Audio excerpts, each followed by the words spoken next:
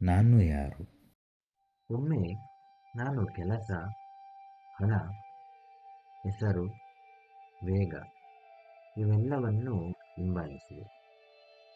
ಮನೆಗಳು, ವಾಹನಗಳು, ಪ್ರವಾಸಗಳು ನನ್ನ ಜೀವನದ ಅರ್ಥವೆಂದು ಭಾವಿಸಿದೆ. ಆದರೆ ಸಮಯ ಕಳೆದಂತೆ ನಿಶಬ್ದ ನನ್ನ ಜೊತೆಗೆ ಮಾತನಾಡಿತು. ಅದು ಕೇಳಿತು, ನೀನು ಯಾರು?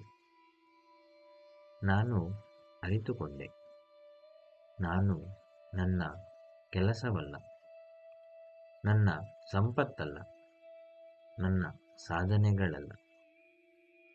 ಇಂದು ನನಗೆ ಸಂತೋಷ ನೀಡುವುದು ಸರಳ ಬದುಕು, ಕುಟುಂಬದ ನಗು, ಒಳ್ಳೆಯ ನಿದ್ರೆ, ಮನುಷ್ಯತ್ವ. ಪ್ರಕೃತಿ ಮತ್ತೆ ಕೇಳಿತು, ನೀನು ಯಾರು? ನಾನು ನಗುತ್ತಾ ಉತ್ತರಿಸಿದೆ, ನಾನು ಕೇವಲ ನಾನು, ಪ್ರಕೃತಿಯ ಭಾಗ, ಪ್ರೀತಿಯೊಂದಿಗೆ ಬದುಕುವ ಮನುಷ್ಯ. ಜೀವನದಲ್ಲಿ ದೊಡ್ಡವನಾಗುವುದಕ್ಕಿಂತ ಒಳ್ಳೆಯವನಾಗುವುದು ಮುಖ್ಯ.